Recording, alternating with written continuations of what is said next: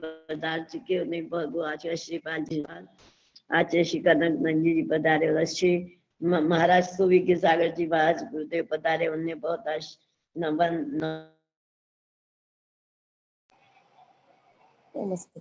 मामा जी जय जिनेन्द्र, शिपाल मामा। जय जिनेन्द्र। हाँ, मुनिश्री को, गुरुदेव को आप आमंत्रित करो। मंगलाचरण।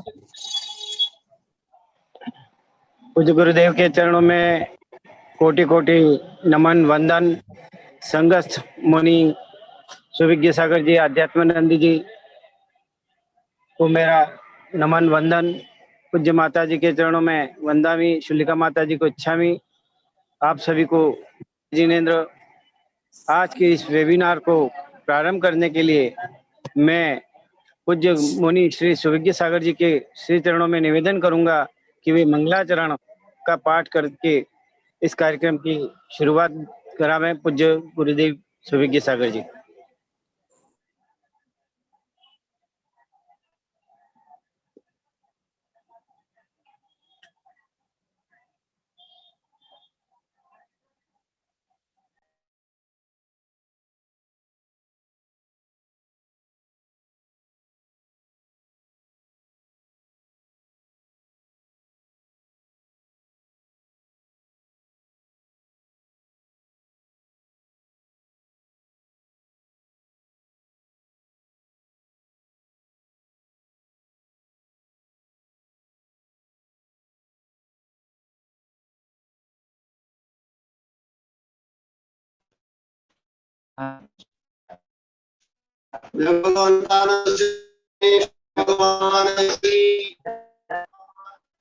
जय बोलो अनंतानंत गुण संपन्न आदि ब्रह्मा वृषभनाथ भगवान की। वृषभनाथ भगवान जिनवाणी सरस्वती माता की।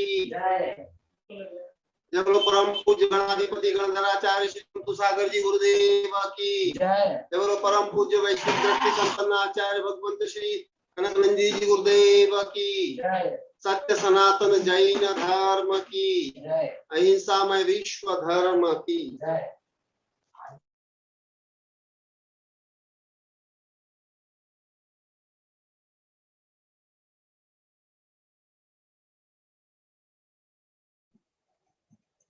वरना मुनिश्री के जिस डिवाइस से कनेक्ट किया उस डिवाइस का डाटा खत्म है, इसलिए वो कनेक्ट नहीं हो पा रहा, बार बार डिस्टर्ब होगा, इसलिए मंगलाचरण आज दूसरे को करना पड़ेगा। या तो मंगलाचरण दूसरे डिवाइस से करो या मंगलाचरण दूसरे के द्वारा करवा दो।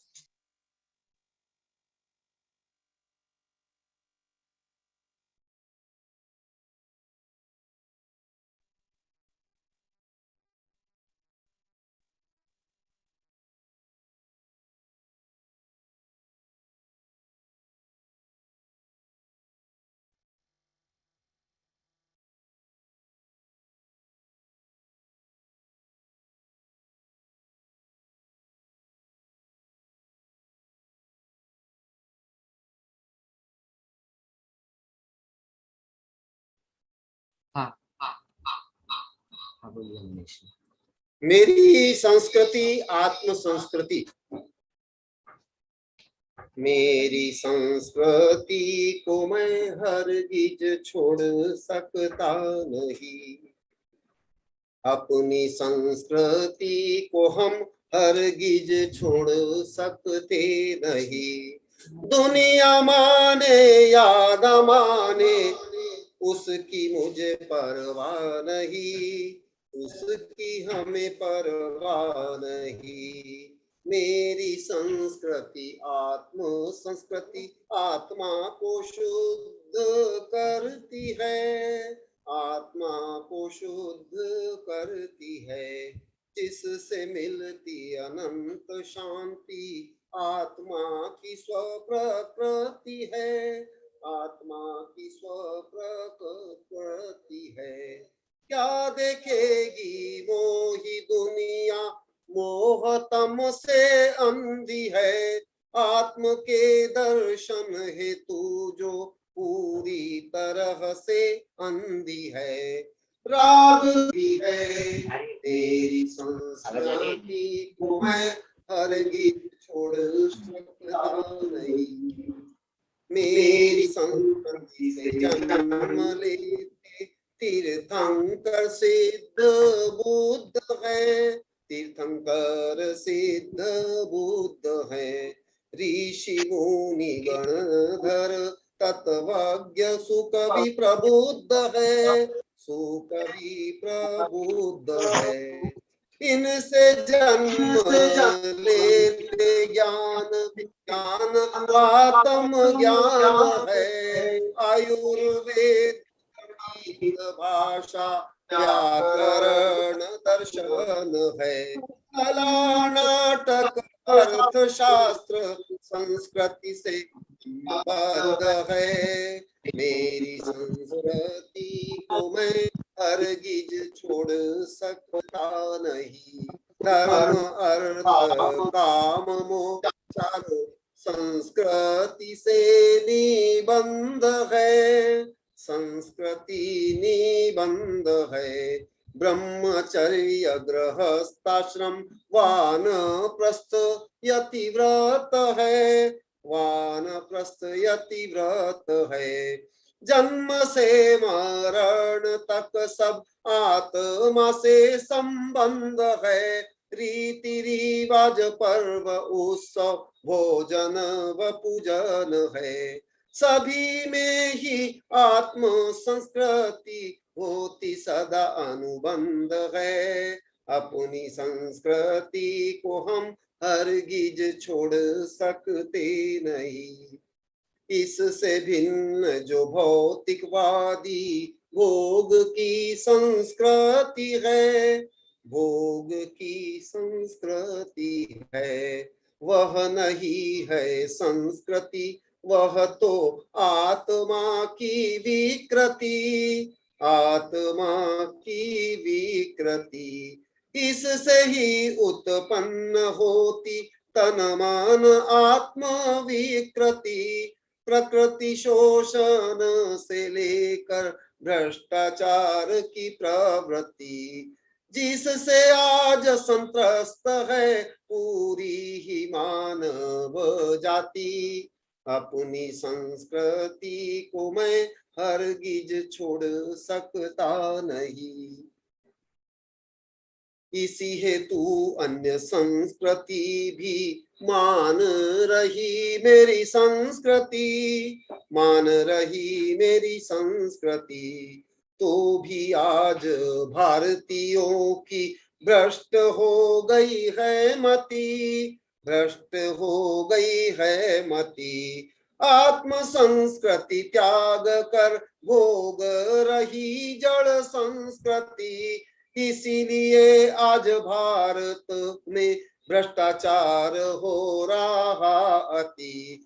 भ्रष्टाचार मुक्ति हेतु कनक माने आत्म संस्कृति। मेरी संस्कृति को मैं हरगिज छोड़ सकता नहीं। दुनिया माने या न माने उसकी मुझे परवाह नहीं, उसकी मुझे परवाह नहीं। वंदे संस्कृति, भारतीय संस्कृति, आर्य संस्कृति, आत्मिक संस्कृति, आत्मिक संस्कृति। जय बोलो आत्मिक संस्कृति के प्रदाता आचार्य भगवान श्री कनकनंदी जी गुरुदेव की जय।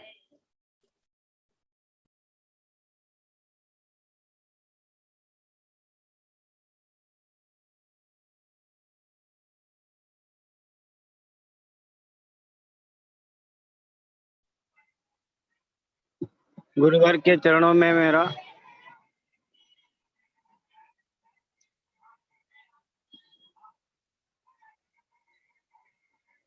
पूज्य गुरुदेव के चरणों में कोटि कोटि नमन।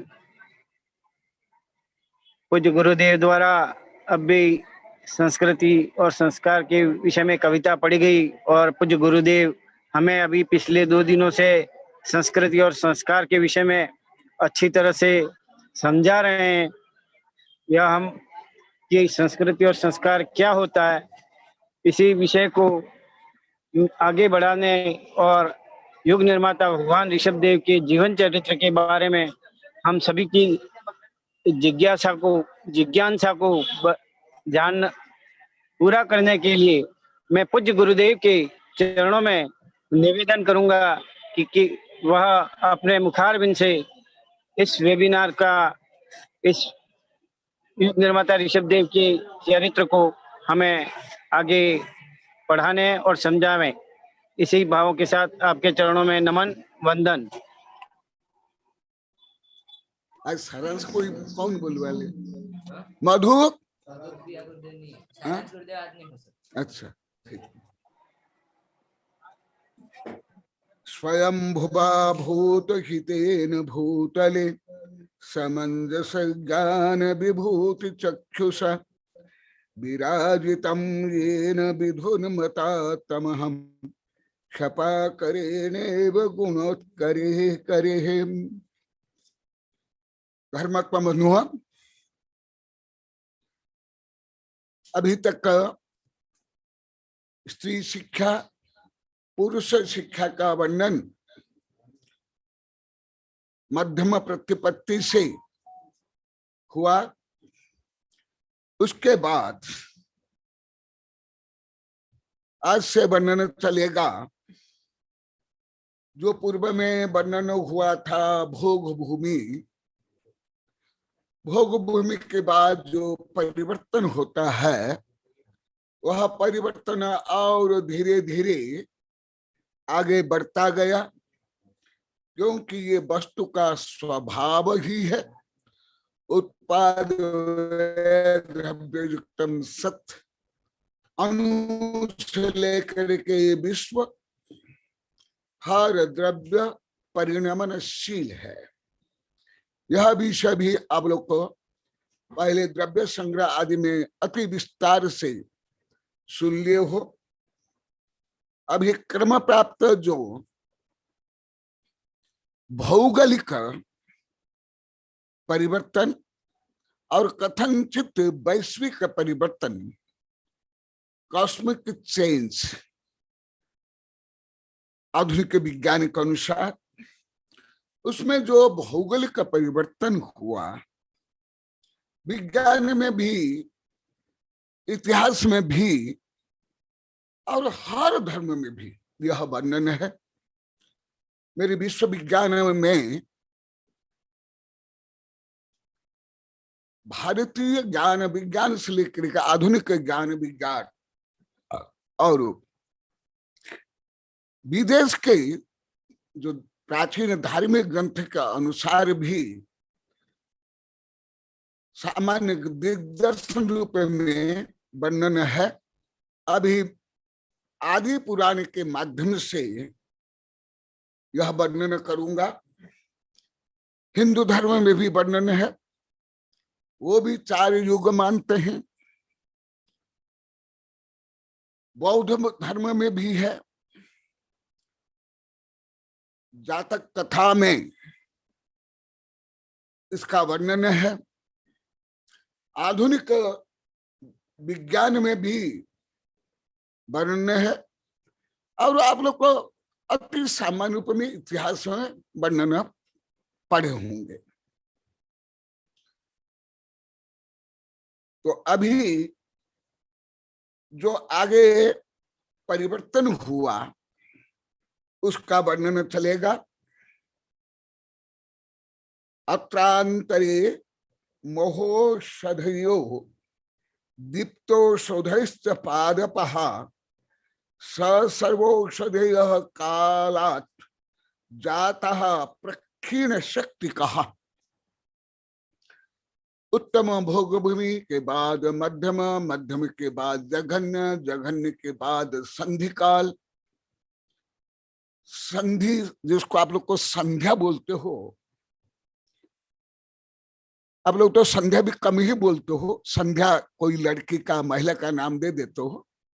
संध्या काल भी आप लोग को लगभग नहीं बोलते हो, सांझ बोलते हो।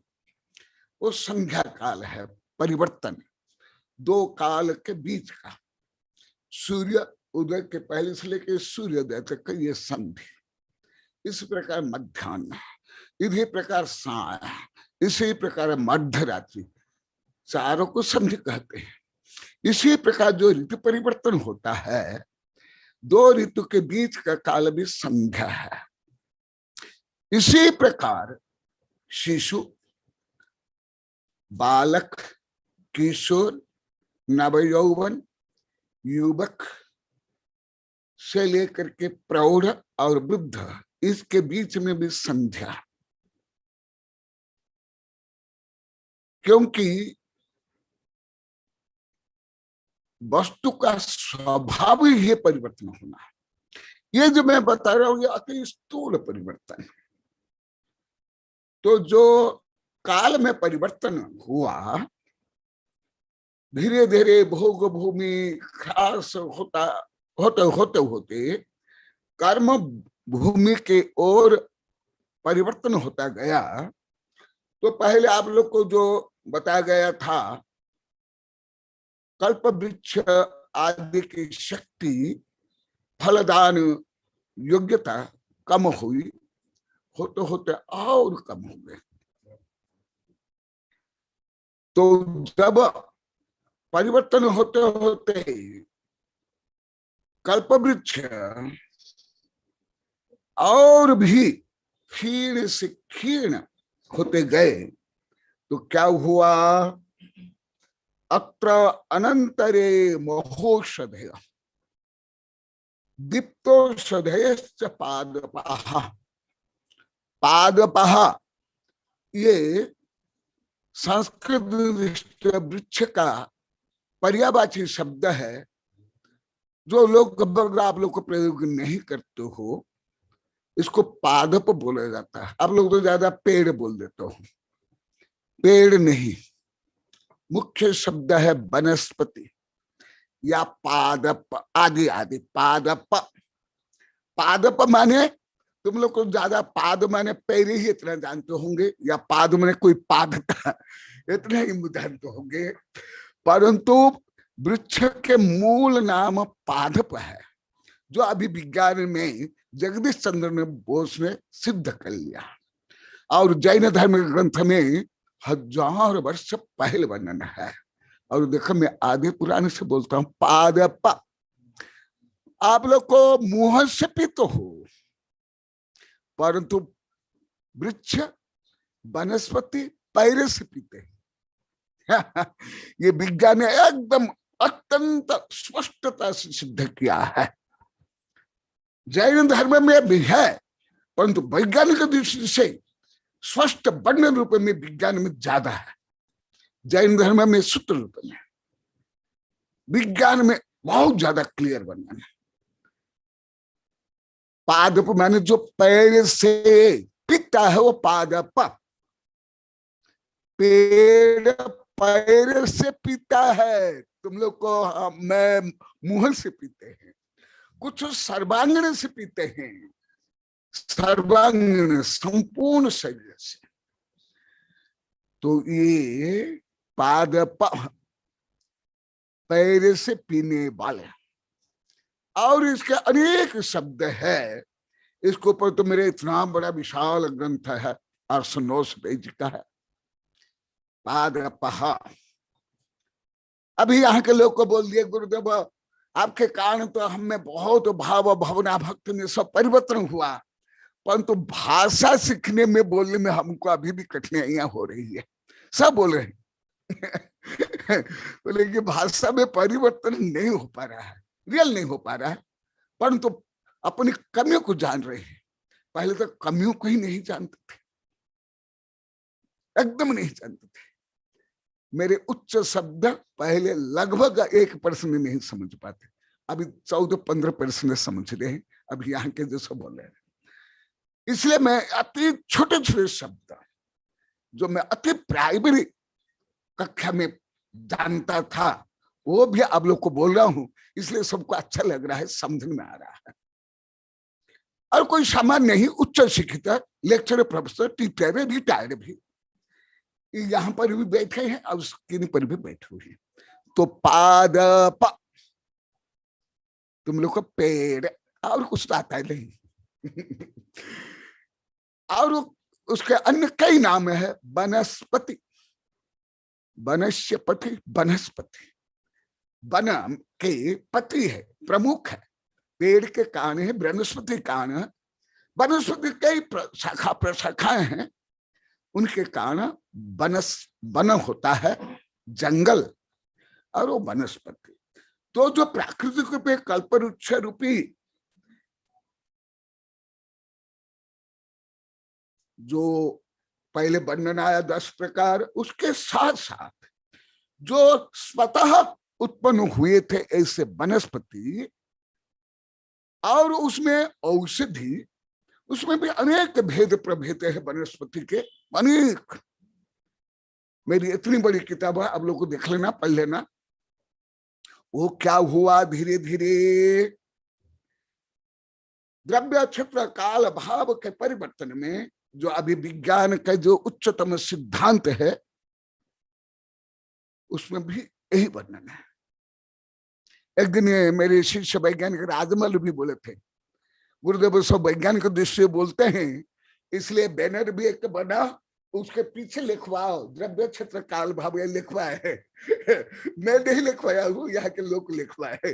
तो द्रव्य क्षेत्र काल भाव 4 डायमेंशनल थ्योरी, चतुआयाम सिद्धांत अभी अभी विज्ञान सिद्ध कर रहा है, परंतु मैं आप लोग को बताता हूं लिखित रूप में हमारे पास 2000 सवा 2000 वर्ष प्राचीन ग्रंथ में सब वर्णन है।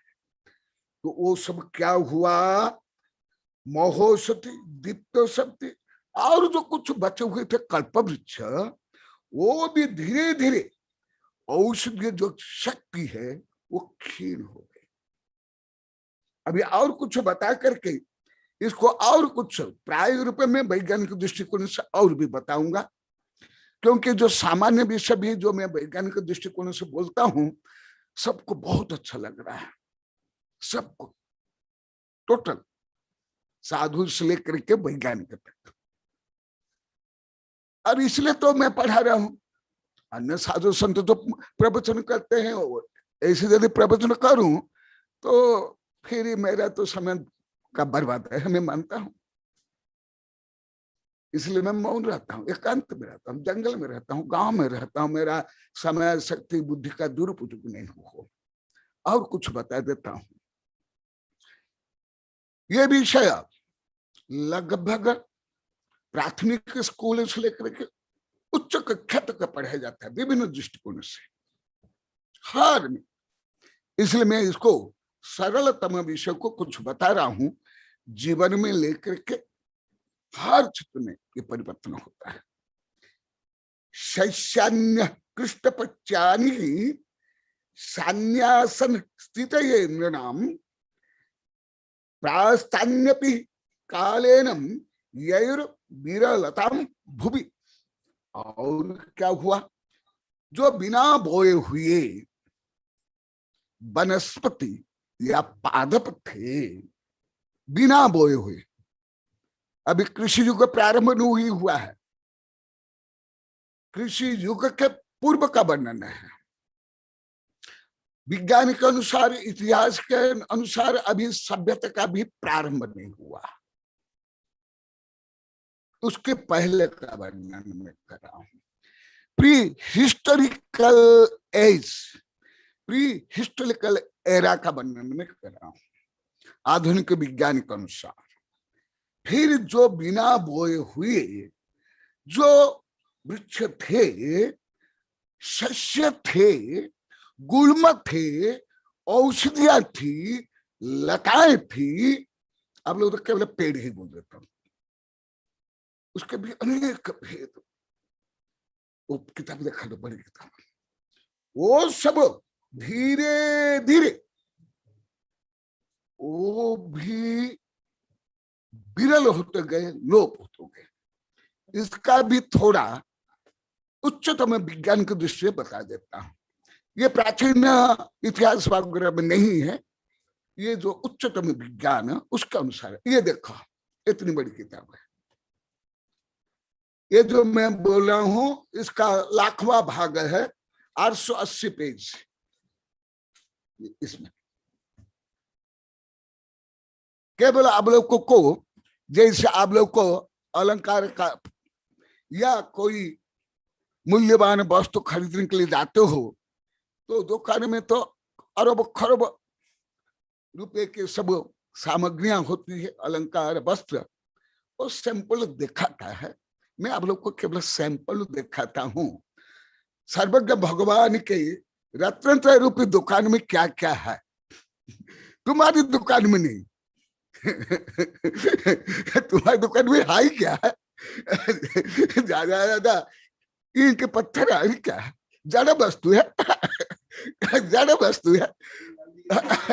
भले कंप्यूटर हो, भले वस्त्र हो, भले अलंकार हो, उसमें जड़ है। अरे मेरी दुकान में रत्नत्रय है, क्योंकि मेरी दुकान भगवान की दुकान है। मैं भगवान का एजेंट हूँ, तुम्हारा एजेंडा नहीं। मैं भगवान का मुनीम हूँ, तुम्हारा नहीं मुनीम। समाज का भी मुनीम नहीं हूँ, मानव समाज का भी मुनीम नहीं हुआ। तो वो भी कम हुए। ये हल्का सा विज्ञान के अनुसार बताऊंगा। हमारे वैज्ञानिक शिक्षक भी बीच बीच में बोलते हैं, मैं भी बोलता हूं। जब विषय करके जो हमारे वैज्ञानिक शिष्यों के लिए अलग रहता है, उस समय मैं सूक्ष्म रूप में बताता हूं। पहले वनस्पति नहीं थी, फिर एक कोशीय जीव से लेकर के फिर वनस्पति का विकास हुआ, जिसके कारण ऑक्सीजन प्राप्त हुआ, फिर त्रस्त जीव की, और मध्य मध्य में अनेक बार वनस्पति भी लोप हो गए हैं। हिम युग आदि में डिजास्टर जो ब्रह्मांडीय या पृथ्वी भर में जो परिवर्तन होता है, तो उसमें भी ये लोप आता है। वैज्ञानिक के अनुसार अभी 6 विलोप हो गया है, विलोपन, प्रलय। तो उसमें भी कुछ वर्णन ऐसे हैं, परंतु ये तो सर्वज्ञ भगवान बताए हैं, कहाँ वैज्ञानिक लोग को पहुंच सकते हैं। पूरी पृथ्वी के वैज्ञानिक नहीं पहुंच सकते। वो भी लोप हुआ। और क्या हुआ देखो, तो इसका मतलब बिना बोए पादप वृक्ष वनस्पति उत्पन्न होते। मैं ये सिद्ध करा।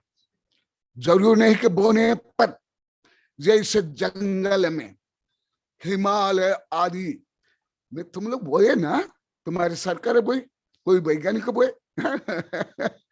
इसका मतलब बिना बोए ही अभी भी जो अमेजन आदि नदी के तीर में जो जंगल है, उसके कारण ही तुमको ऑक्सीजन मिल रही, मुझे ऑक्सीजन मिल रही है। जो जंगल को काट करके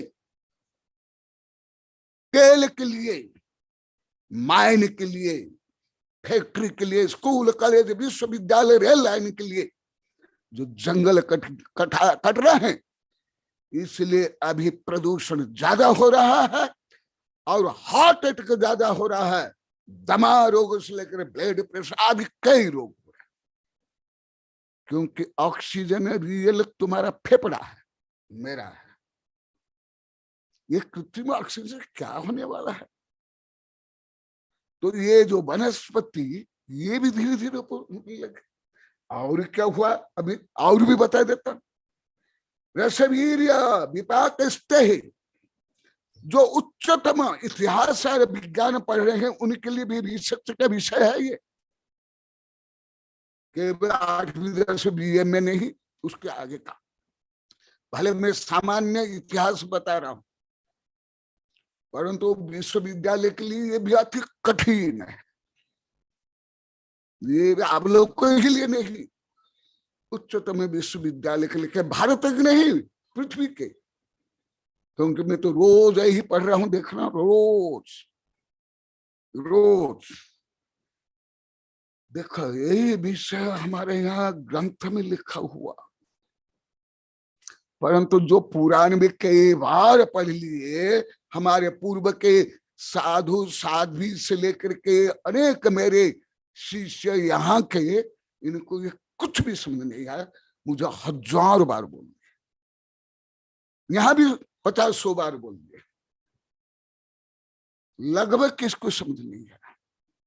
इसलिए मैं प्राय कर पुराण नहीं पढ़ता हूं, परंतु सब बोलते गुरु पुराण पढ़ा, पुराण पढ़ा। फिर मैं मुझे कभी कभी पुराण पढ़ाना पड़ता है, परंतु पुराण पढ़ने की मेरी ज्यादा रुचि नहीं रहती है, परंतु पुराण पढ़ने पर दूसरों को बहुत ज्यादा रुचि होती है, क्योंकि मैं ये सब रहस्य बताता हूं। और सुनो, रसवीर्य विपाकस्ते ही प्रहीणा पादपा यदा तदांतंकादि बाधा भी प्रजा व्याकुलतम गता। इतिहास में भी और भूगोल में भी और खगोल में भी वर्णन है। ये तीनों में भी अंतर आप लोग को हल्का सा बताते, ये तीनों का अंतर भी नहीं समझते लगभग। इतिहास माने हिस्ट्री, परंतु रियल हिस्ट्री तो जो प्राचीन ग्रंथ में लिखा हुआ, जैसे मैं पढ़ा रहा हूँ तिल्लोपनिषद आदि, ये रियल हिस्ट्री, परंतु इसको हिस्ट्री नहीं मानते हैं। जो विदेश के इतिहासकार कुछ लिख लिए उसको भी हिस्ट्री मानते हैं। भारत में भी सब स्कूल कॉलेज विश्वविद्यालय में, आप लोग को भी ये विषय पहले बता दिया हूं। वस्तुतः जो घटना घट गई वो सब इति प्लस हास इतिहास, और जो प्राचीन काल में हुआ पूरा, ये इतिहास और पुराण, और वो खगोल और भूगोल, क्योंकि ये शब्द में ज्यादा प्रयोग करता हूं। इस समय मेरे कम से कम 40 से 50 ग्रंथ है, इसलिए ये बोलना भी जरूरी है, नहीं तो आप लोग को समझ नहीं पाओगे। भू प्लस गोल भूगोल, जो पृथ्वी संबंधी जो वर्णन है, अर्थ, वो है भूगोल। केवल भारत का जो आप पढ़ते हो वो भारत का भूगोल है, बहुत छोटा भाग भारत का हो, राजस्थान का हो, तुम्हारा आदि आदि। ओ भू प्लस गोल भूगोल, और ख प्लस गोल खगोल, और जो कॉस्मोलॉजी जिसके ऊपर मेरे बड़े बड़े ग्रंथ है, बहुत ग्रंथ अभी भी लिख रहा हूं, और ज्यादा कर जो मेरे वैज्ञानिक शिक्षक पढ़ रहे हैं। अभी वेबिनार हुआ, कई बीच बीच में भी हुआ, आगे भी होगा। अभी 2-3 लेटर और कई लेख अभी आजकल भी आया है डॉक्टर जीवराज जी का, वो है खगोल। ख प्लस गोल, ख माने अंतरिक्ष, स्पेस, जिसमें संपूर्ण सूर्य चंद्र ग्रह नक्षत्र स्वर्ग नरक आदि, उसको बोलते हैं खगोल। खगोल इसी प्रकार सामान्य रूप में आप लोग को बता दिया। तो क्या हुआ और क्या हुआ देखो, इसमें फिजिक्स केमिस्ट्री भी है, वो भी हल्का सा बताऊंगा। रसवीर्य विपाकस्ते ही प्राणिना प्रहीणा पाद पायता,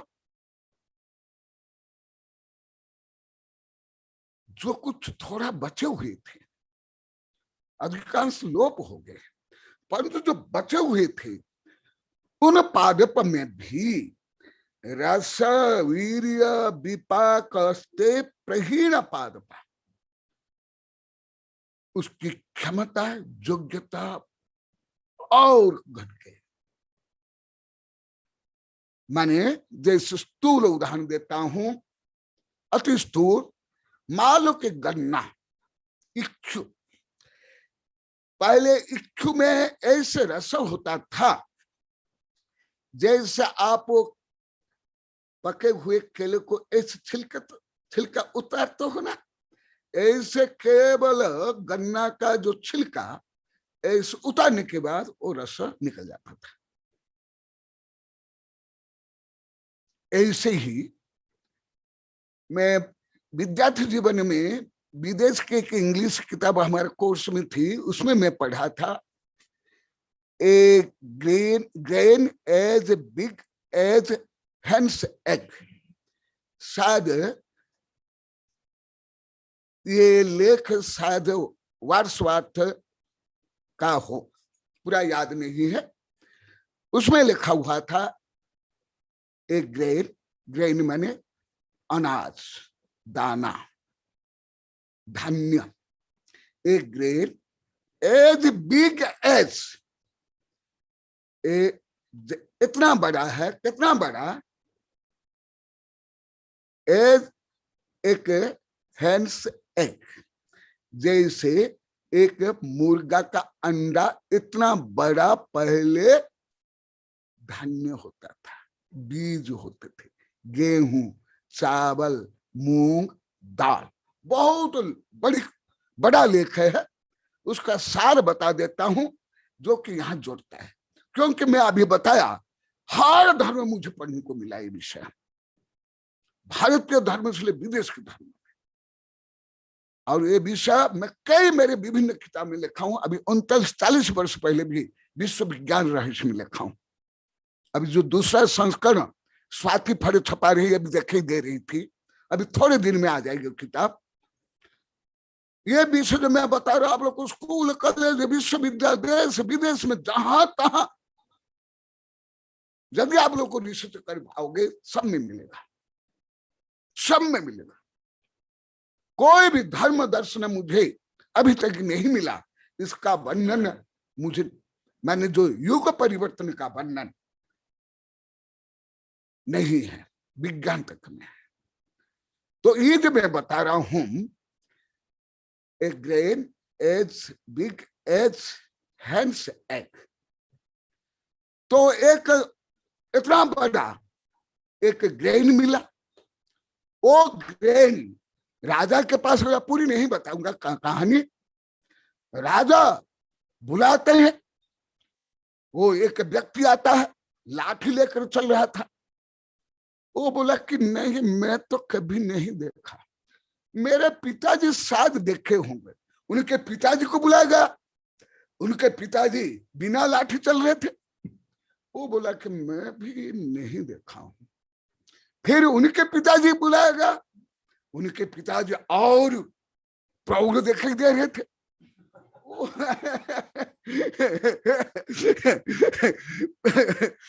फिर बोला कि मैं भी नहीं देखा, मेरे पिताजी कभी कभी बताते थे। अच्छा, बुलाओ तुम्हारे पिताजी को। विदेश की कहानी है, भारत की कहानी नहीं। मैं विदेश की किताब में, इंग्लिश की किताब, विदेश के लेखक का ही पढ़ा था। तो उनके पिताजी को बुलाया, एकदम नवयुवक आया। फिर वो बोला, हाँ ये तो बीज है, ग्रेन है, सस्य है। फिर वो सब बताया कि पहले लोग कितनी उम्र जीते थे, आदि आदि आदि आदि, और मेरी उम्र में भी मुझे ज्ञान है। मैं जो बाल्यकाल में जो भोजन करता था, फल हो, अनाज हो, गन्ना का रस हो, केला हो, सेव हो, अभी इतना ना टेस्ट है, ना इतनी सुगंधी है, ना इतना तत्व है। और मैं इसलिए लगभग 31-32 वर्ष से मैं मुख्यतः फलाहार और दुग्धाहार ज्यादा करता हूं। फलाहार लगभग 1/4 भी नहीं कर रहा हूं, उससे भी कम कर दिया। क्योंकि एक तो केमिकल के कारण, वातावरण के कारण, और कृत्रिम रूप में उसको जो पकाते उसके कारण, आदि आदि के कारण, और जो प्रदूषण के कारण ये सब परिवर्तन होता है। तो देखो ये सब वर्णन है। रसवीर विपाक प्रहीण पादपा, यदा, लगभग हर धर्म मुझे पढ़ने मिलेगा, किसी ना किसी रूप में, हर धर्म में, केवल भारत के नहीं, विदेश के भी। ये स्वाभाविक है, ये स्वाभाविक है। इसमें क्या देश, क्या विदेश, क्या धर्म, क्या विधर्म, क्या कुधर्म, क्या स्वधर्म रहता है। सूर्य जैनों के लिए भी हो, मुसलमानों के लिए, दुष्ट के लिए, चोर के लिए, लुटेरे के लिए, सूर्य सबको प्रकाश देता है। सब ऑक्सीजन ग्रहण करते, तो इसमें थोड़ी कोई भेदभाव होता है। ये संकीर्ण धार्मिक लोग और रूढ़िवादी लोग सब खंड विखंड करके रखे हैं सब। तो उसके बाद क्या हुआ, तद आतंकादि व्याधि भी प्रजा व्याकुलतम गता। जब औषधि, अनाज, फल आदि के रस, वीर्य सब कम होते गए, तदातंकादि व्याधा भी, फिर वो तत्व मिला नहीं, संयोग भोजन नहीं मिला, पर्याप्त भोजन में नहीं, जो भोजन मिला उसमें रस भी नहीं था, तत्व भी नहीं था, सार भी नहीं था, जिसके कारण प्रजा अनेक रोग से ग्रसित हो गई। सुन लो, मैं कुछ फिजिक्स, केमिस्ट्री, बायोलॉजी के शास्त्र, हिस्टोरी के शास्त्र, कॉस्मोलॉजी के साथ साथ आप लोगों को मेडिकल साइंस, आयुर्वेद भी पढ़ा रहा हूं, हल्का सा दिग्दर्शन रूप में। जैसे बच्चे रोते हैं तो माँ बहिनी रोली सुनाती है, गाना गाती है और बोलती है, देखो बच्चा, ओ देखो चंद्र, चंद्र मम्मा, मेरी उंगली में देखो चंद्रमा, तुम्हारी उंगली में चंद्रमा है ना। ऐसे ही तुम लोग को देखा रहा हूं। मैं कोई चंद्र में तुम लोग को पहुंचा नहीं रहा हूं। पहुंचने के लिए तो बहुत अध्ययन करना पड़ेगा। जो मैं 1000 पेज में पढ़ा हूं उसको आप लोग को 1-1.5 पेज का बता रहा हूं, इतना ही, उससे कुछ भी ज्यादा नहीं तो मैं ठग हो जाऊंगा, मिथ्यावादी। इसलिए मैं मिथ्यावादी नहीं बनूं, इसलिए मुझे बोलना पड़ता है। देखो, ये है जो वर्तमान वैज्ञानिक रिसर्च है, आयुर्वेद में भी है, वो विषय आप लोग को बता रहा हूं। आज भी कुछ आया है हार्ट के बारे में, उसमें भी हल्का सा आया है। अभी बहुत कुछ पेपर में भी आ रहा है, राजधानी पत्रिका में, दैनिक भास्कर आदि में, और विज्ञान प्रगति आविष्कार आदि में भी, और सबसे ज्यादा आ रहा है विदेश के वैज्ञानिक चैनल। भारतीय चैनल में मुझे कुछ ज्यादा नहीं मिलता है। क्या हुआ, वो रोगी होने लगे। सबसे पहले देखो उनका शरीर कैसे था, लगभग जो आदिनाथ और बाहुबली भरत थे, इतने बड़े बड़े शरीरधारी थे उस समय में। तो कोई तुम्हारे जैसे मेरे जैसे नहीं थे। अभी कल परसों रिपोर्ट आया है, भारत की महिलाओं की हाइट और पुरुषों की भी हाइट घट गई है। उसमें भी कारण बताया गया, प्रदूषण, टेंशन और भोजन पर्याप्त सही पौष्टिक भोजन नहीं, और जो फैशन बेचना आदि। कल परसों ही आया। ये तो बहुत सामान्य रिसर्च है जो कल परसों आया, कोई बड़ा रिसर्च नहीं है। उससे ज्यादा रिसर्च जो मैं अभी बता रहा हूं, जो हमारे ग्रंथ में है और विदेश जो वैज्ञानिक साहित्य में और चैनल में देखता हूं वो। तो इसी प्रकार सबसे पहले पर्याप्त आहार नहीं मिलने का कारण, जो अभी कर्म भूमि प्रारंभ भी नहीं हुई है, पुण्यतः भोग भूमि के लोग ही, जिनके शरीर बाहुबली भरत ऋषभदेव के जैसे बड़े बड़े हृष्ट पृष्ठ थे। अब लोग तो जानते हो, पहले बता दिया भगवान ने ऋषभदेव की हाइट कितनी थी, बाहुबली की हाइट आदि कितनी थी। वे भी सब रुग्ण हो गए, रोगी हो गए और व्याकुल हो गए, आकुल व्याकुल। ये थोड़ा बताऊंगा आप लोग को, तो ज्यादा प्राय करके है मालूम है, वो फिर जा करके पूछे, फिर वो बताया 80-80। ये तो प्राय करके आप लोग को नाटक में, कविता में, पंचकल्याण में सुनते होंगे। वो भी सब नहीं बोल रहा हूं ना, वो भी सब में चाहो ऐसे भी सब। ये क्या है, ये थोड़ा बता देता हूं। क्योंकि शरीर भले तद्भव मुख्यगामी तीर्थंकर का शरीर क्यों नहीं हो, शला का पुरुष का शरीर क्यों नहीं हो, भले भरत बाहुबली आदि का शरीर नहीं हो, वो सब क्या है? पुद्गल। जो आप लोग कहते हैं विस्तार से पढ़ा दिया हूं। पुद्गल का स्वभाव क्या है? गलन और पूरन। योग्य भोजन वातावरण आदि मिलने पर शरीर हृष्ट पृष्ठ स्वस्थ सबल रहता है, और अन्यथा हर समय में लाखों करोड़ सेल्स मरती है शरीर की, सैकड़ों बाल झड़ते हैं और चमड़ी झड़ती है, पूरा शरीर में परिवर्तन होता है। और जब कोई काम करता है, अधिक काम करता है तो अधिक कैलोरी चाहिए, कम काम करता है कम कैलोरी चाहिए। बाल कोई कुछ भी प्रकार काम नहीं करता, उसको भी कैलोरी चाहिए। क्यों कैलोरी चाहिए?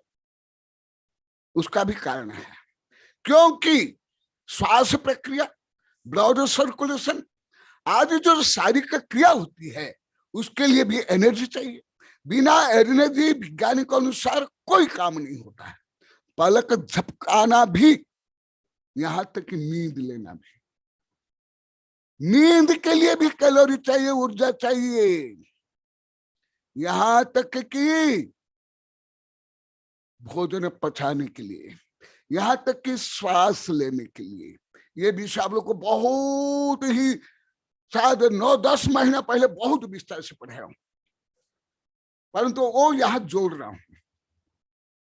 क्योंकि शायद आज भी ना कल हमारे दिनेश से कुछ बता रहे थे, कैसे जो ऐसे शरीर विज्ञान यहाँ दिनेश है क्या, आया क्या नहीं आया, तो वो आता तो उससे ही बुलवा देता। वो सब कैसे बोलता है वो तो नहीं बताऊंगा। कि केवल शरीर को ही सुखा सुखा करके मार डालना। कई बार बता दिया। यही हम पहले धर्म जानते थे गुरुदेव। और साधु बना तो केवल बिना खाए पिए सुख सुख मर जाना। 50 वर्ष का है तो 20 वर्ष में मर जाना, 80 वर्ष का है तो 30-40 वर्ष में मर जाना, इसको हम साधुता मानते थे। अनेक बार बोल गए, अनेक बार, 1-2 बार।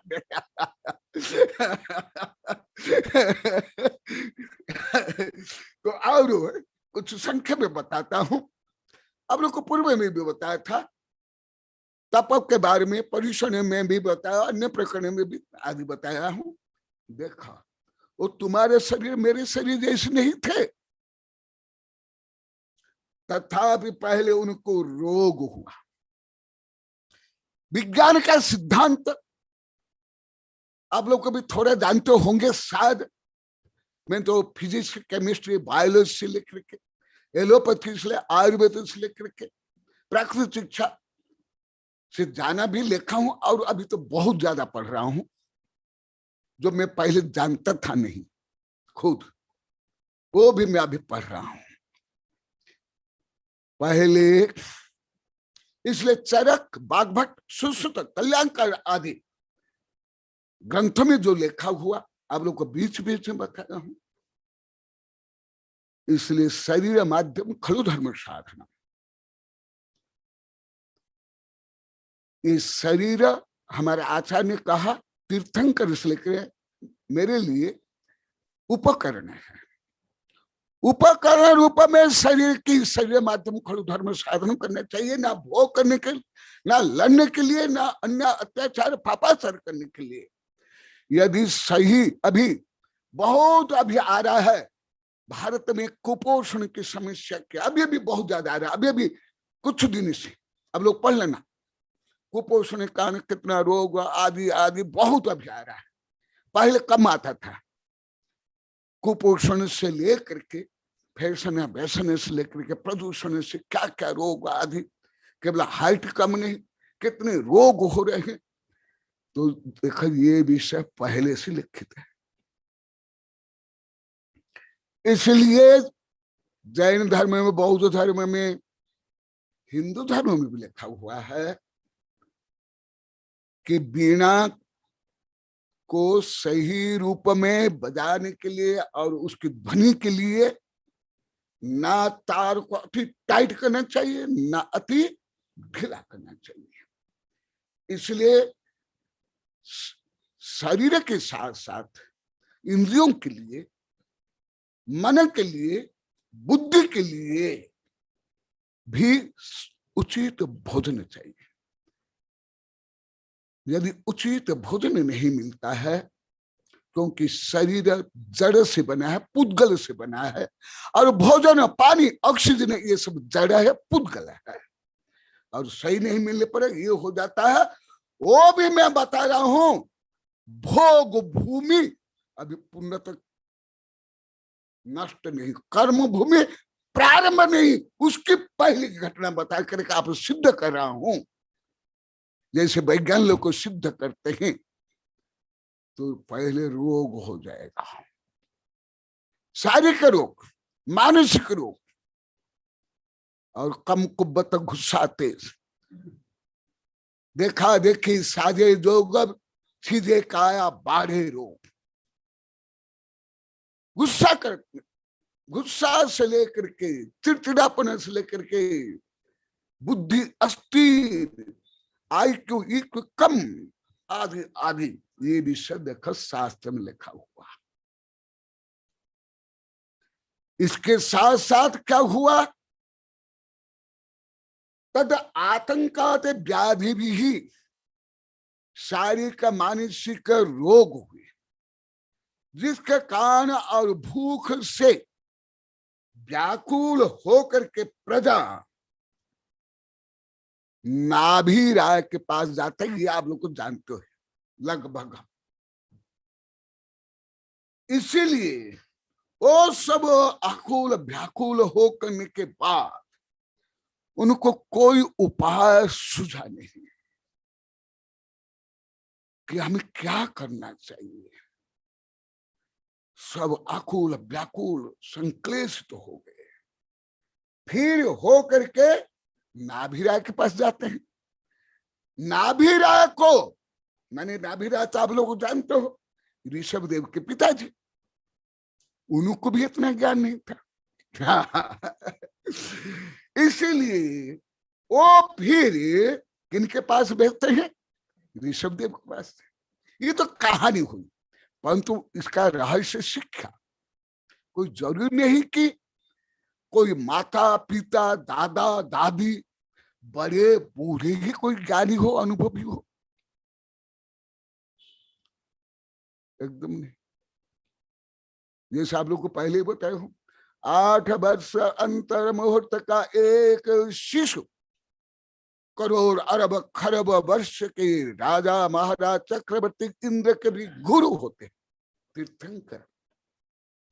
इसी प्रकार वो बालक कविता में शायद आप लोग को सुने होंगे, विवेकानंद से लेकर के शंकराचार्य से लेकर के आदि पुराण के कर्ता जिनसेन आचार्य आदि, बहुत कम उम्र में जो कविता में बहुत विस्तार से लिखा हुआ, यदि चाहोगे एक दिन पढ़ के सुना लेंगे। इसलिए ये तो कथा हुई, कथा तो आप लोग को पढ़ ले तो हो, परंतु रहस्य क्या है?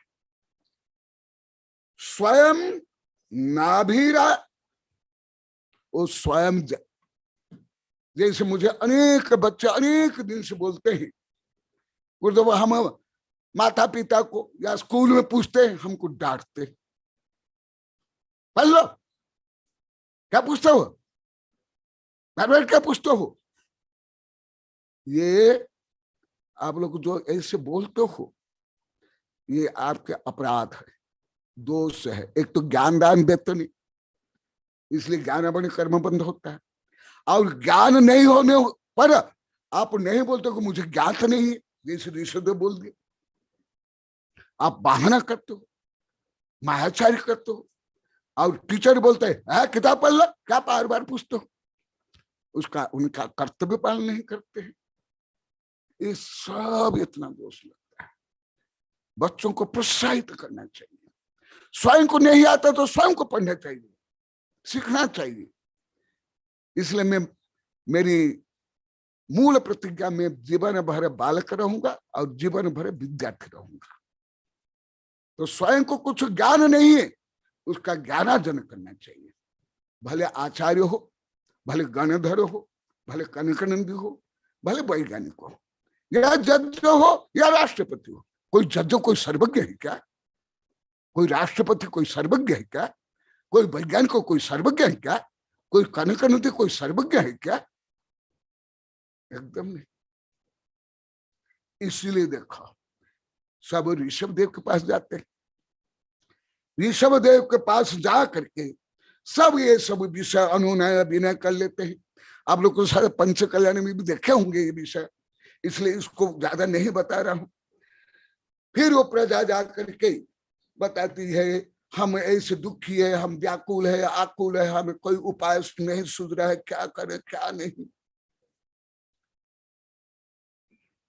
तो फिर और क्या बोलते हैं, सीता तपम महावात प्रवर्षो प्लवश्चनः निराशयात उन्दुद्याद्य ब्रूहि नस्त प्रतिक्रियाम। और क्या बोलते हैं, केवल इसके कारण नहीं, और क्या बोलते हैं, शीत आताप महावायु और वर्षा और उपद्रव आदि के कारण हम लोग को दुखी है। क्यों? ये भोग में सब कुछ भी नहीं था, आप लोग को विस्तार से पढ़ा दिया।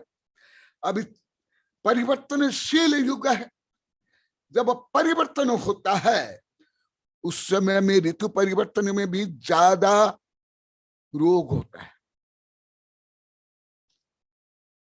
सबको होता है, खांसी जुकाम ये जैसा भी होता है, ये आप लोग को सब जानते हो। तो पहले भोग में ना अति शीत, ना अति उष्ण, ना वर्षा आदि के कारण कोई रोग नहीं था। रोग की उत्पत्ति भी आप लोग को बता रहा हूं। कर्म के अनुसार रोग तो कर्मज है, पाप कर्म असात वेदनी कर्म, परंतु एक वैज्ञानिक अनुसंधान के अनुसार जो युग परिवर्तन के कारण जो भोजन आदि या जो प्राकृतिक समस्याएं आदि उसके कारण भी जो समस्याएं होती है, रोग होता है, वो आप लोगों को संक्षेप में बता रहा हूं। तो क्या अति शीत से भी अनेक रोग होते हैं, हजारों लोग मरते हैं भारत से विदेश में। अति शीत में भी, अति आताप में भी, और बवंडर में तो बहुत ज्यादा। आप लोग को पढ़ते होंगे, यहां भी अभी सामान्य का आया था कल परसों, अति सामान्य।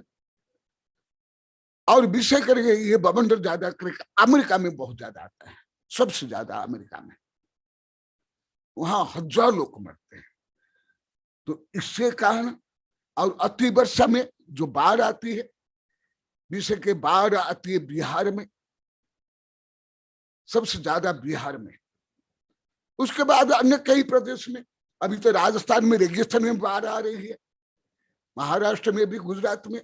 इसके कारण अर्थात जो विभिन्न समस्याएं या रोग है, कर्मज के साथ साथ द्रव्य, क्षेत्र, काल और भाव के कारण भी, जो आप लोग को पहले उच्च भाषा में पढ़ाया था, वो अभी ये उदाहरण सहित बता रहा हूं। इसके कारण भी केवल मनुष्य को नहीं, पशु पक्षी वनस्पति तक को समस्या होती है, रोगी हो जाते हैं और नष्ट हो जाते हैं। जैसे अभी अभी आप लोग को बताया था कि जैसे हिम युग में अनेक जीव मर गए, 80%, 90% वनस्पति से लेकर मनुष्य। हिम युग में जो मरे वो अति शीत के कारण। इसी प्रकार अन्य जो प्राकृतिक आपदाओं के कारण भी जी मरते हैं, दुखी होते हैं, तो वह फिर ये सब के साथ साथ बोलते हैं हमारी आजीविका हम कैसे चलाएंगे, ये हमें कुछ समझ में नहीं आ रहा है। आप लोग को अनेक बार बताया हूं, ऋषभ देव भगवान, और आप लोग को भी जानते हो, अभी अभी मैं स्वयं स्तोत्र में एक श्लोक पढ़ा था, उसको पुनः पढ़ करके आप लोग को बता रहा हूं। स्वयं भुवा भूत हितेन भूतले समंजस ज्ञान विभूति चक्षुषा विराजितम येन विधोन्मता तमहम क्षपा करेणे गुणोत्करे करे प्रजापतिर्यः प्रथम जिजीषु शेषाशकृष्यादिषु कर्मसु प्रजाः प्रब्रूध तत्व पुनरुद्भूतोदय मम ततो निर्विविदे विदाम्बरः। ऐसे ही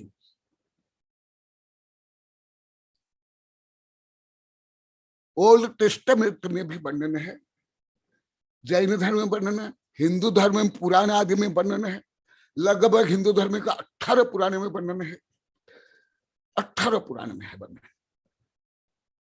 जैन धर्म में तो आदि पुराण से लेकर विज्ञान में भी मैं बता दिया,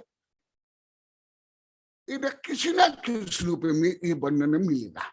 ये एकदम कोई स्पेशल वर्णन नहीं है, ये कॉमन है। ये जैन धर्म का जैसे कई विषय अति स्पेशल है, ना कोई धर्म में ना कोई विज्ञान में है, परंतु ये विषय ऐसे नहीं है। किसी ना किसी रूप में लगभग देश विदेश धर्म में, इतिहास में, खगोल में और भूगोल में है ये विषय।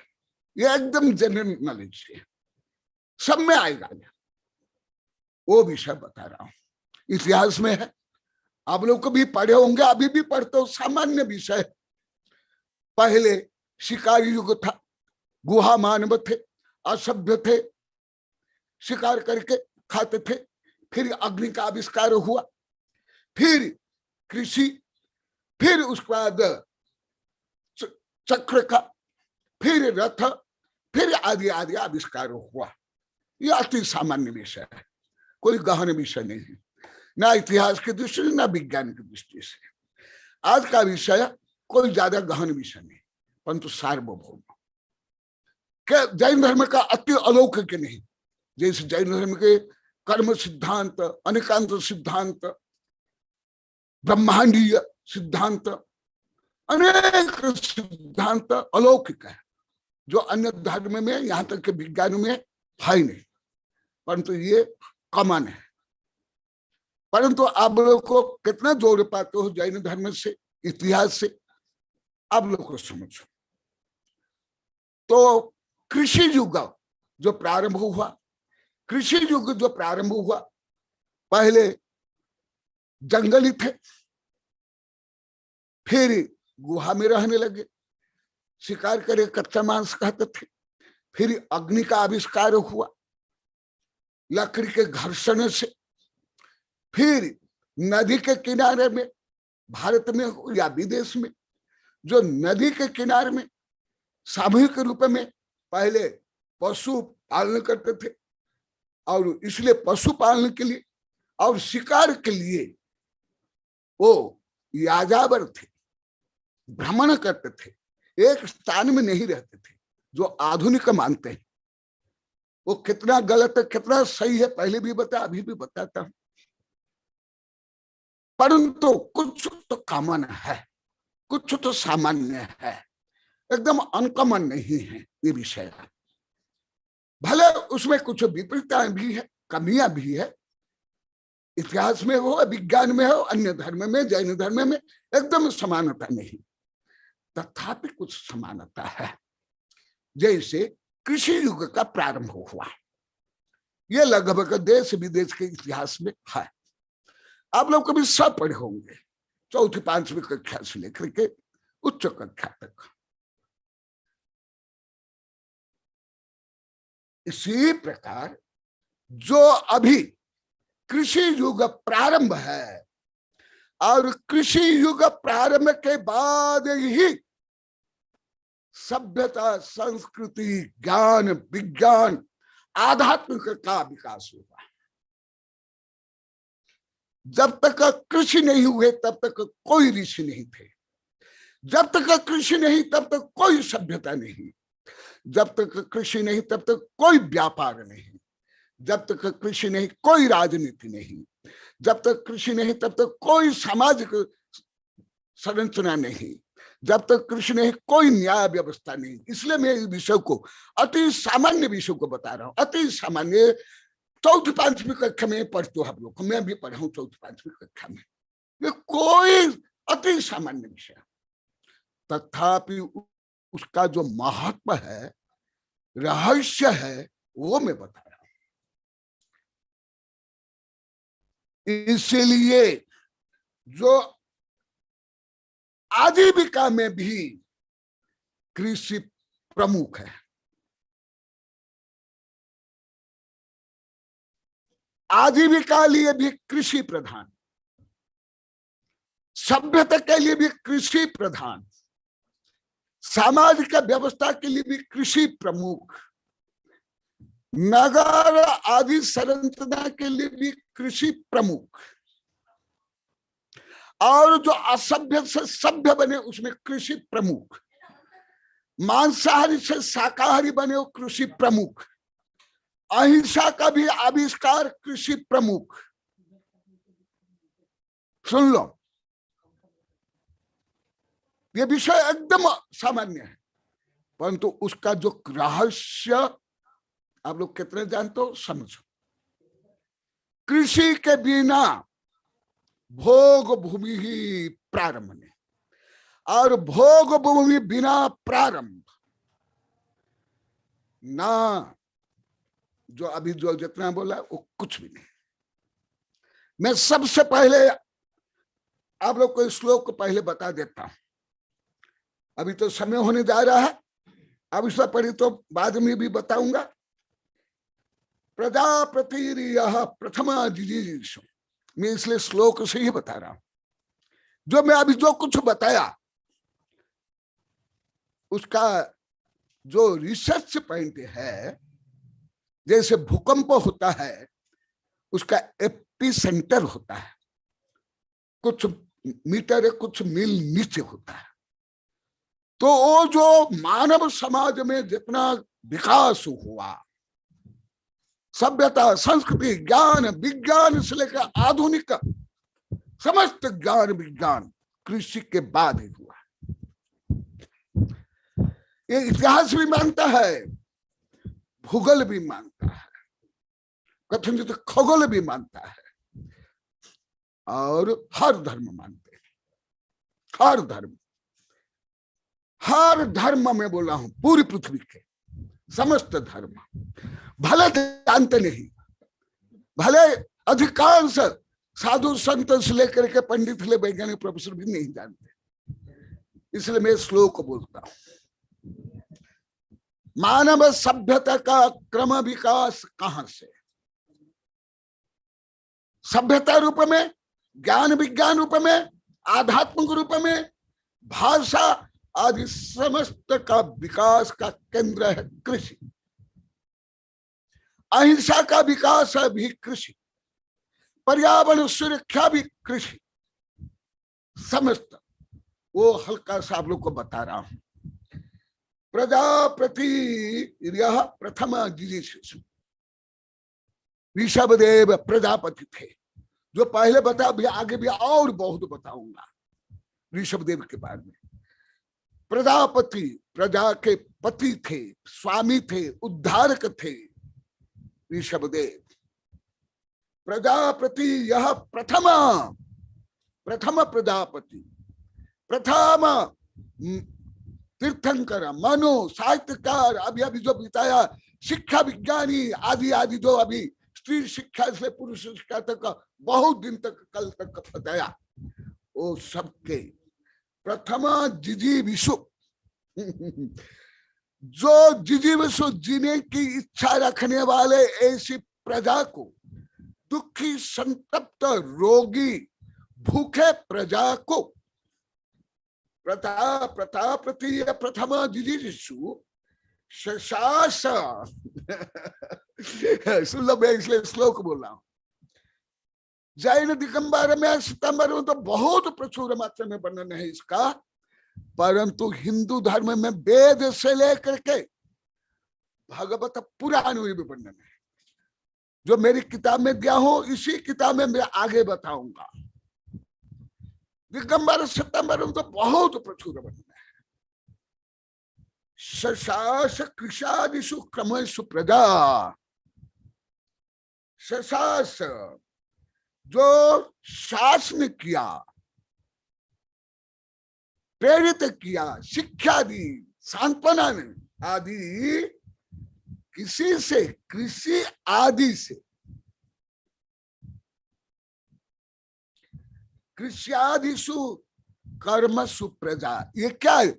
जीविका निर्वाह के उपाय, जिसको आप लोग को रोजी रोटी बोलते हो। रोजी रोटी गलत शब्द, गलत शब्द।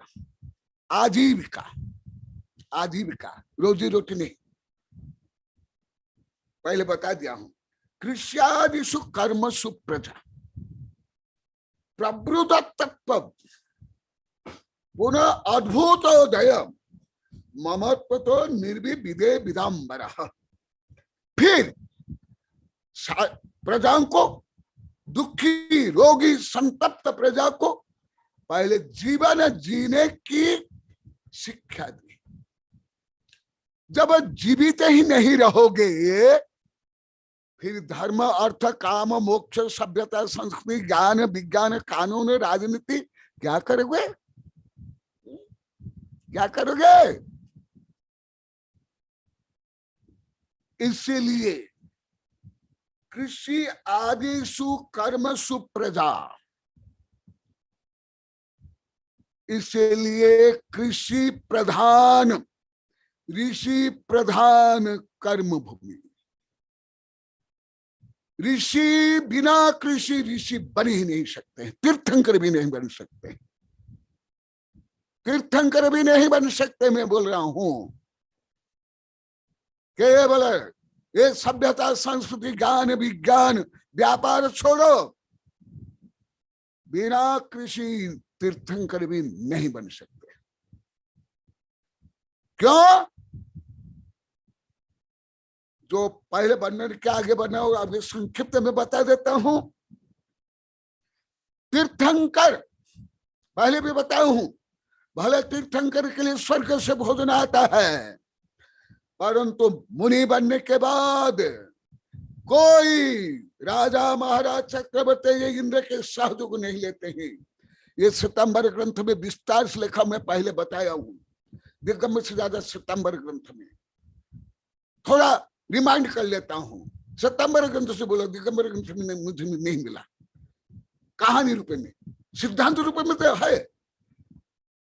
बार बार महावीर भगवान को ऊपर जब उपसर्ग हुआ, जैन धर्म दिगंबर में कम उपसर्ग का वर्णन है, सितंबर में बहुत ज्यादा वर्णन है, बहुत ज्यादा।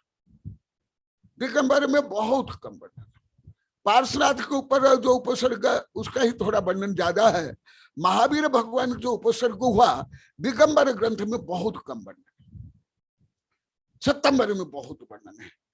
कान में खिली ठोकना, ये करना, किसान के यहाँ वो हो आदि, बहुत। मेरी किताब पढ़ लो, यहाँ ही किताब है।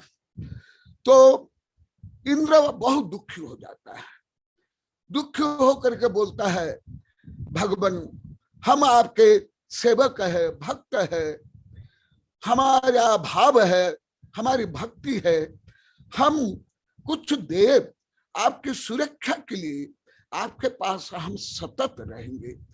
आपको दुष्ट दुर्जन क्या क्या बोलते हैं, मूर्ख अनाड़ी दुष्ट दुर्जन पापी, यही बोल करके आपको मारते हैं, पीटते, इतना उपसर्ग करते हैं, कान में किली ठोक देते। सितंबर में, दिगंबर में नहीं, कान में किली ठोक देते हैं, किसान मारता ये। तो महावीर भगवान बोलते हैं, अरे इंद्र, परावलंबन से अभी तक कोई तीर्थंकर बना क्या? अरे तीर्थंकर तो तीन लोग के गुरु होते हैं, स्वामी होते हैं, वो तो स्वयं चक्रवर्ती होते हुए भी सब त्याग करते हैं, फिर त्याग करे कैसे ग्रहण करेंगे? ऐसे ही दिगंबर में अन्य प्रकरण में है, तो मुनि बनने के बाद तीर्थंकर, जो आप लोग को बताया स्वर्ग से जो आता था भोजन अलंकार आदि, वो भी ग्रहण नहीं करते हैं। इसलिए पारणा के लिए हर तीर्थंकर ने अनेक बार पारणा किया कि उसने हजारों लाखों बार की। ये श्वेतांबर ग्रंथ में स्पष्ट वर्णन है, दिगंबर ग्रंथ में सूत्र रूप में है, परंतु गणित में तो सिद्ध हो जाता है। हजारों लाखों बार तीर्थंकर ने पारणा किया, आहार किया है। आप लोग तो केवल एक बिहारी ही जानते हो, आप लोग को केवल श्वेतांबर लोग को जानते, श्वेतांबर भक्त में, परंतु दिगंबर में भी है, धवला आदि ग्रंथ में, अन्य ग्रंथ में। तो मैं ये बता रहा हूं, जब कोई भी तीर्थंकर दीक्षा लेते हैं, कितना 2 वर्ष 3 वर्ष का किसी उपवास लिया, मुझे बता दो आप लोग को। कोई दिगंबर में शिष्य हो, सितंबर कोई शिष्य, कोई आचार्य हो, कोई वैज्ञानिक, मुझे बता दो आप लोग को। आज नहीं, कई वर्ष में सब मिलकर केवल बेला तेला का ही उपवास लेते हैं दिगंबर सितंबर में सब। तो जो लाखों वर्ष, हजार वर्ष छद्मस्त अवस्था में ध्यान करते हैं, और 2 दिन 1 महीना 2 महीना, ज्यादा 1 वर्ष उपवास कर सकते हैं तीर्थंकर, तक उससे आगे कर ही नहीं सकते। तो फिर वो आहार कहां से करेंगे? क्या देव से करेंगे? आप लोगों को पहले बताया था, संक्षेप में आप लोग को पढ़े होंगे, भद्रबाहु चारित्र में चंद्रगुप्त मौर्य को जब साधु बने के जो पहले राजा थे, उनको देव ने आहार लिया तो उनको प्रायश्चित लेना पड़ा। तो इसलिए जो साधु तीर्थंकर आदिनाथ भगवान दिगंबर सितंबर में वर्णन है, इक्षुरस का प्राण, इक्षुरस कहां से प्राप्त करोगे? फिर आगे जाकर के 22 तीर्थंकर ने खीर का सेवन किया। खीर माने दूध प्लस चावल या गेहूं आदि आदि। तो कहां से आएगा? कौन देगा? दुकान से ले आओगे, तुम्हारी फैक्ट्री से ले आओगे, तुम्हारी सरकार दे देगी तुम्हारी छात्रावास कमेटी वाली दे देगी इसलिए ये एक पॉइंट लगभग दिगंबर में, सितंबर में और कथनचित आधुनिक इतिहास में एक समान पॉइंट है। मैंने अनुभव किया कि कृषि के बाद ही सभ्यता, संस्कृति, ज्ञान, विज्ञान का विकास हुआ।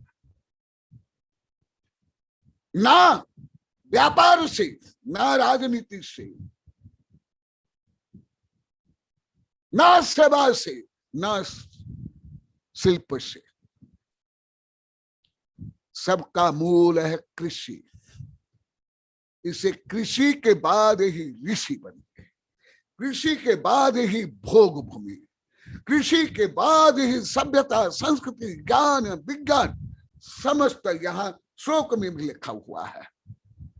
और देखा, शशास कृषादिषु कर्मसु प्रजा, और उसके माध्यम से प्रजा को ऋषभदेव ने शिक्षा दी, अनुशासन किया, जीवित रहने के उपाय बताया।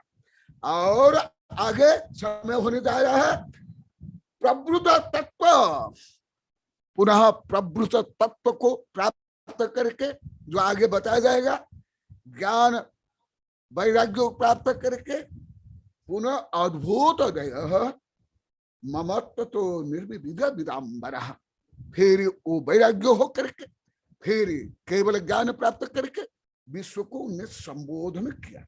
तो इसलिए ऋषभदेव को जैन धर्म में जो महत्व है लगभग हिंदू धर्म में यही महत्व। उनके आगे मैं भी बताऊंगा। और इनको आदि ब्रह्मा युगादि पुरुष आदि बोला जाता है। इसलिए स्वयं भुवा भूत हितेन भूतले, इसलिए इस दृष्टि से वो स्वयंभुव थे, क्योंकि पूर्व संस्कार से वो तीन ज्ञान के धारी थे, इसलिए स्वयंभू। भूत हितेन भूतले, भूत हित के लिए, भूत मैंने गोष्ठ नहीं जो मरने के बाद भूत बने वो नहीं, भूत मैंने समस्त प्राणी जगत। भूतले, भूतल में जो मैं अभी भूगल बताया, समंजस ज्ञान विभूत चक्षुष, जो उनके पास सम्यक ज्ञान था और जो विभूत थी, उसी से उनने विराजित मेन विधुन्मता तम क्षपा करे नेम गुणोत करे करे। तो यहां में केवल भोग भूमि किस प्रकार प्रारंभ हुई उसका अभी संक्षेप में दिग्दर्शन किया।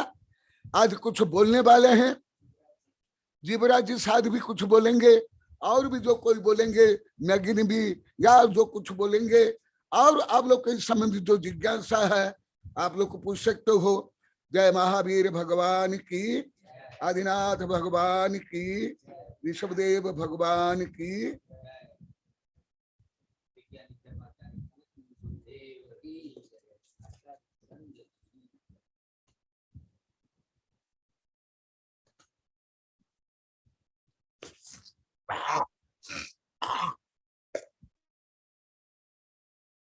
प्रश्न क्या है वो मौखिक प्रश्न करे,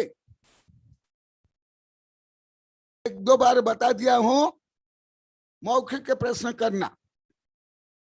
तो मुझे ज्ञात होगा वो उपस्थित है कि नहीं, वो सुन रहा कि नहीं। हाँ, बोले आचार्य श्री कनक नंदी जी गुरुदेव की जय। अब मैं जीवराज जी को आमंत्रित करता हूँ, वे सूचना दे। नमोस्तु गुरुदेव। हाँ, आशीर्वाद। नमोस्तु नमोस्तु। आपने चारों संप्रदाय के मीटिंग में बहुत अच्छा व्याख्यान दिया था लोक आकाश के बारे में। हाँ, आधुनिक क्या खोज हो रही है उसके बारे में, हाँ, और लोक की जो समस्या है अभी आधुनिक विज्ञान के साथ में, उस पर जो शोध हुई है उसके ऊपर मैं आपसे समझ करके और जो मैंने शोध की है उसका एक लेख आपको भेजा है। वो आप यदि समय निकाल करके कृपा करके और उस पर एक टिप्पणी देंगे तो सभी आचार्यों को वो भेज दी जाएगी। ये उस दिन मीटिंग में जो डिस्कशन हुआ था कि ये जैन स्कॉलर्स की जो एकेडमी है वो एक पत्र भेजेगी सभी आचार्यों के पास में, उसमें आपकी टिप्पणी भी साथ में रहेगी। आप उस शोध को जरा ध्यान में ले लें और एक टिप्पणी उसके ऊपर में देने की कृपा करावें। हाँ, हाँ, अभी प्राप्त हुआ है, फोटो शूट हाँ, कभी करके बड़ ने मुझे दे दिए हैं। हाँ, और आपका जो पत्र भी है, दोनों 2-3 पत्र मैं किताब में भी छपा दिया हूँ, और अभी समय निकाल करके अवश्य पढ़ूंगा। अभी यही है, अभी शायद कल परसों दिया है। हाँ, तो वो आने से फिर हम सबको पत्र भेज देंगे जितना। हाँ, हाँ, कि ये हमारे ग्रुप का एक। अभी मैं आपके बारे में अभी बिगिनिंग में भी बोला था, आप शायद सुने होंगे। हाँ, पता लगा था मेरे को। हाँ, नमोस्तु गुरुदेव। हाँ, आशीर्वाद आशीर्वाद। आपके प्रयास के लिए, जिनवाणी की सेवा के लिए, विनम्रता के लिए, जिज्ञासा के लिए आशीर्वाद, धन्यवाद। गुरुदेव की कृपा है।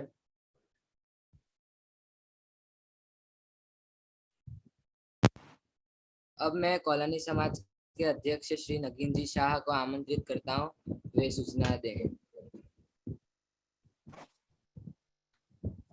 नमोस्तु गुरुदेव।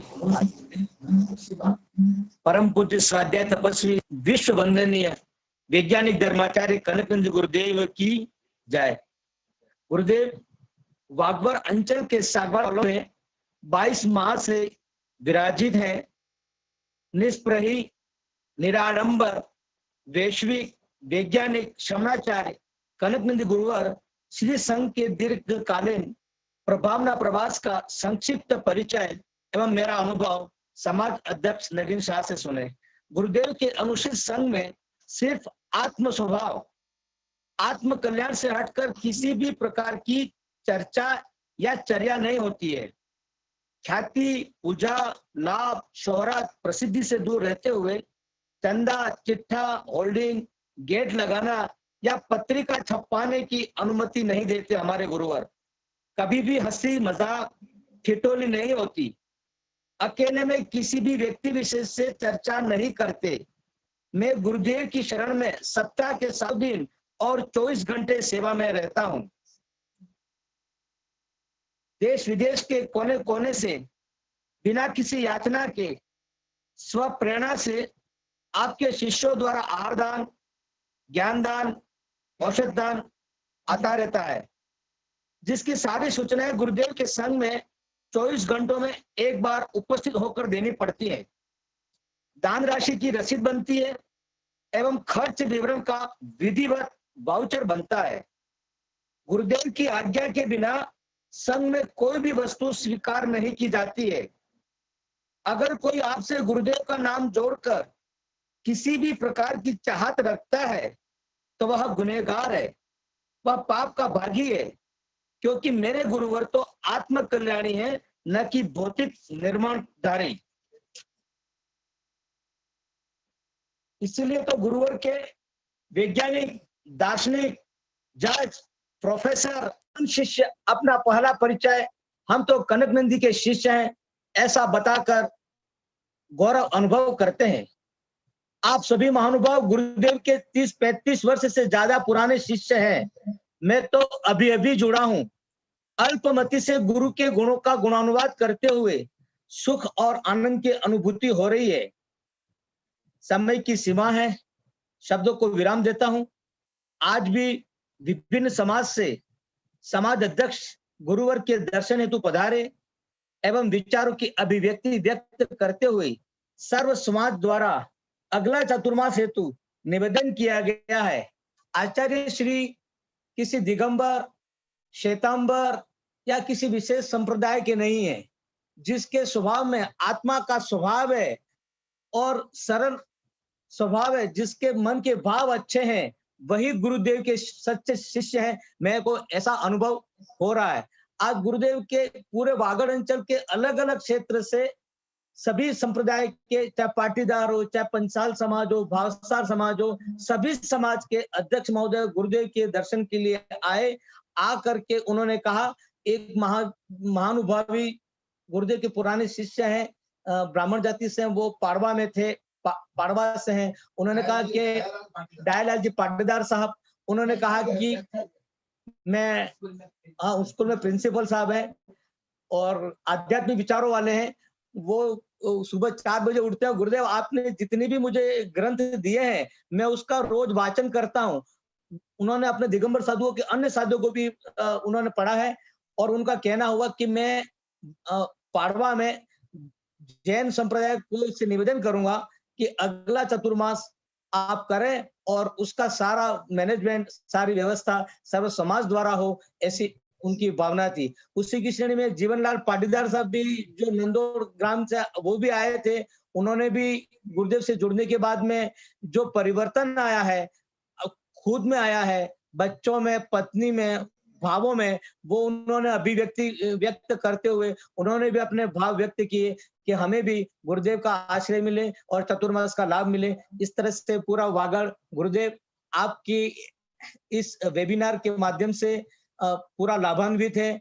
विचारों में भी शुद्धि आई है, पवित्रता आई है, भावों में आई है, निर्मलता आई है। गुरुदेव सब कुछ आडंबर को अब यहाँ से लोग त्याग रहे हैं, क्योंकि हम सब देखते हैं कि जहां जहां भी गुरुदेव ने आज सुबह भी बताया था कि गुरुदेव के बता रहे थे अन्य शिष्य कि जहाँ भीड़ ज्यादा होती है, जहाँ बोलियां बोली जाती हैं, जहाँ ज्यादा पैसा इकट्ठा होता है, उनको ज्यादा श्रेष्ठ माना जाता है। तो ये सब बातें अनुकूलता में नहीं है। आज के युग में आप आत्मा स्वभाव में रहें, आत्म कल्याण करें, क्योंकि जो साधु जन है वो तो आत्म कल्याण के लिए है और यहाँ सिर्फ आत्मा का ही पाठ पढ़ाया जाता है। यहाँ बिना किसी, अगर यहाँ कोई बीमार भी आता है तो यहाँ जादू, टोना, टोटका या आडंबर जैसी चीज नहीं। गुरुदेव उसके विचारों को पढ़ते हैं, उसकी हिस्ट्री जानते हैं, उसके आहारचर्या में, उसके स्वाध्याय में, उसके रहन सहन में, उसमें परिवर्तन करवा करके उसको एक अच्छा जीवन यापन करने की प्रेरणा देते हैं और अच्छा स्वास्थ्य देते हैं। नमोस्तु गुरुवर, नमोस्तु गुरुवर। मुझ में ज्यादा क्षमता नहीं है आपके गुणों का बखान करने में। नमोस्तु गुरुदेव, नमोस्तु गुरुदेव, नमोस्तु गुरुदेव। बहुत अच्छा बोले, पहले से अच्छा बोलने लगे सब। हाँ, किसने प्रश्न किया था? हाँ, प्रश्न करो। जिसका भी प्रश्न है वो हैंड रेस पर क्लिक करे। अभी है 4-5 मिनट है।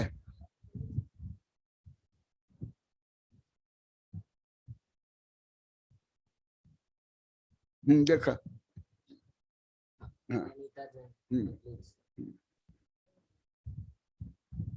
नमोस्तु भगवान, नमोस्तु गुरुदेव। आशीर्वाद आशीर्वाद। मेरा प्रश्न है, जिज्ञासा है मेरी हाँ। जिज्ञासा है। मंगलाष्टक स्तोत्र में 10 दिक्पाल कहे हैं और दिशाएं भी 10 हैं और दिक्कन्या 8 बताए हैं। तो ये 10 और वो 8, उनमें से कौन से 2 दिशाएं की कन्या नहीं है? और वो 10 दिक्कन्या यानी दिक्कन्या ही है क्या?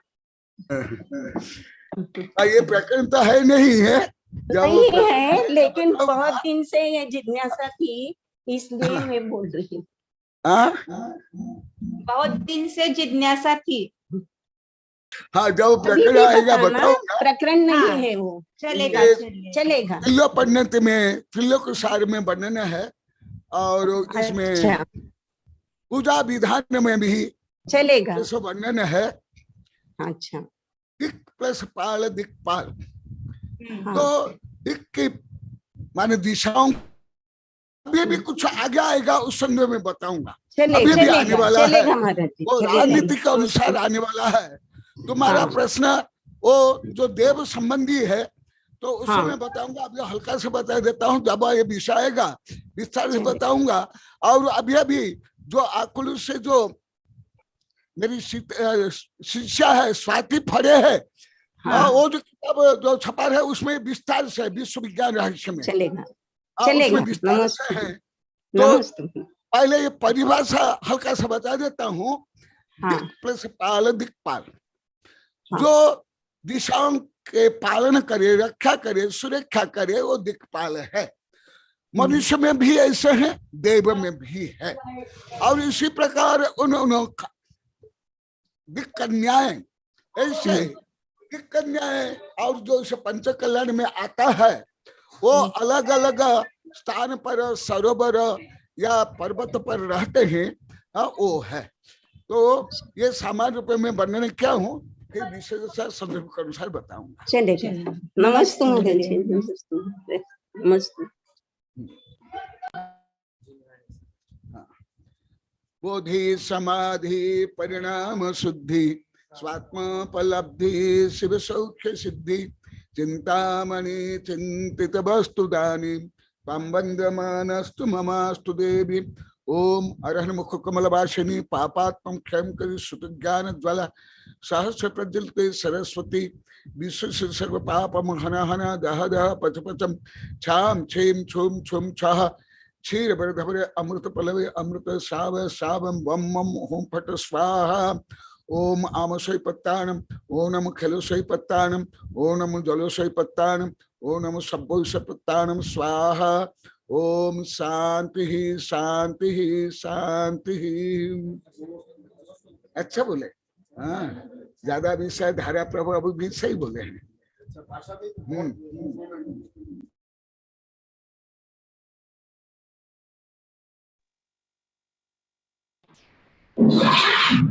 नमस्ते महाराज जी, नमस्ते नमस्ते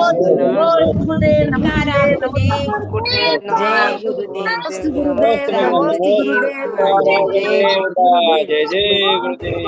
नमोस्तु गुरुदेव, नमोस्तु। जय जय गुरुदेव, हर हर महाराज जी।